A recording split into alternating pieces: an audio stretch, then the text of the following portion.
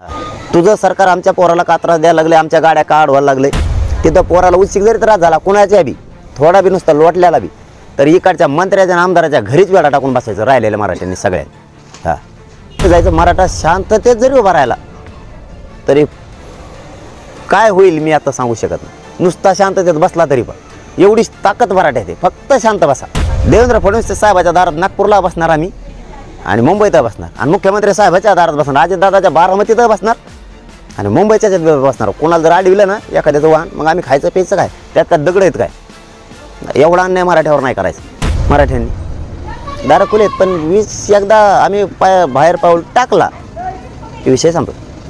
आम्ही कोणी ऐकणार नाही. ते वीसच्या आत आम्हाला कायदाच पाहिजे, आरक्षणच पाहिजे. चर्चा नको नुसती. मग तुम्ही नुसत्या चर्चा करता तर चर्चा कवर करता. 20 जानेवारी ही फायनलच. हिच्यात कोणी आडवा आला तरी ती थांबवू शकत नाहीत. आम्ही मुंबईला जाणार नसता 20च्या आत आरक्षण द्या, काय हरकत नाही. मग आम्हाला कुठं आवश्यक म्हणजे आम्ही विश्वास तरी किती टाकायचा समाधान. त्यापेक्षा मराठ्यांनी आता ठरवलं आहे मुंबईला गेल्याशिवाय आरक्षणाचा पर्याय निघत नाही. आता घरी बसायचं नाही, करोडोच्या संख्येनं मुंबईकडे जायचं तरच आपले पोरं मोठे होणार. आणि मराठ्यांना सुद्धा विनंती की शक्ती दाखवण्याची वेळ, शांततेत शांततेत शक्ती दाखवण्याची वेळ आहे. आरक्षण मराठ्यांना 100% मिळतं. फक्त ताकदीनं घराच्या बाहेर पडा सगळेजण मुंबईच्या दिशेने शांततेत हातच बांधायचे डायरेक्ट. इतकं शांततेत द्यायचं. नुसतं बसलं भी तरी आरक्षण आलं, काहीच करायची गरज नाही. लोकांची इच्छा पूर्ण करायची नाही गोळ घालून. त्यांना वाटतं मराठ्यावर गुन्हे दाखल व्हावा असं व्हावा, बाकीच्यांना इतरांना हसू होईल असं मराठ्यांच्या एकाही माणसानं कृत्य नाही करायचं. आपल्या पोरावरती गुन्हे नाही झाले पाहिजे आणि कोणी काय म्हणतात त्याला दुखापतसुद्धा नाही झाली पाहिजे. शांततेत जायचं. मराठा शांततेत जरी उभा राहिला तरी काय होईल मी आता सांगू शकत नाही. नुसता शांततेत बसला तरी पण एवढीच ताकद मराठ्यात आहे. फक्त शांत बसा. लोटलं बाजूला तरी शांततेत बसा. पाठीमागची तर भूमिका सांगितलेलीच आहे आम्ही. पाठीमागचे सज्ज आहेत जे मुंबईला येते ते मुंबईचे खिंड आरक्षणाचे लढवून आले. जे मागं राहिले तिथं पोराला उच्चिक जरी त्रास झाला कोणाच्या बी थोडा बी नुसता लोटल्याला बी तर इकडच्या मंत्र्याच्या आणि आमदाराच्या घरीच वेळा टाकून बसायचं राहिलेल्या मराठ्यांनी सगळ्यांनी.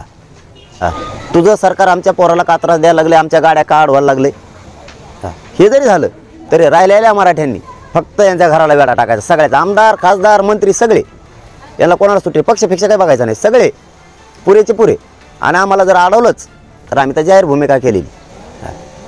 देवेंद्र फडणवीस साहेबाच्या दारात नागपूरला बसणार आम्ही आणि मुंबईत बसणार आणि मुख्यमंत्री साहेबाच्या दारात बसणार, अजितदादाच्या बारामतीत बसणार आणि मुंबईच्याच बसणार. कोणाला जर आडविलं ना एखाद्याचं वाहन मग आम्ही खायचं प्यायचं काय, त्यात काय दगड आहेत काय.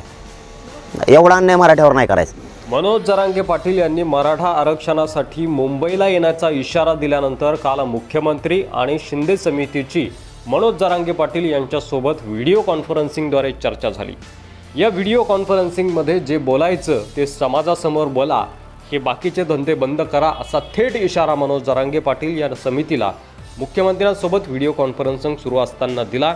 व्हिडिओ कॉन्फरन्सिंगमध्ये बोलताना मराठा आंदोलक मनोज जरांगे पाटील असं देखील म्हणाले की उपोषण सोडले त्यावेळी ज्या गोष्टी ठरल्या होत्या तुमचा शब्द अंतिम मांडला आणि उपोषण सोडले ज्यांची नोंद सापडल्या त्यांच्या पूर्ण परिवाराला आरक्षण द्यावं, ज्यांची नोंद सापडली त्याचे नातेवाईक सगळे सोयरे असं ठरलं होतं त्यांनाही कुणबी जात प्रमाणपत्र देण्यात यावं असं यावेळी मनोज जरांगे पाटील यांनी ठणकावून सांगितलं.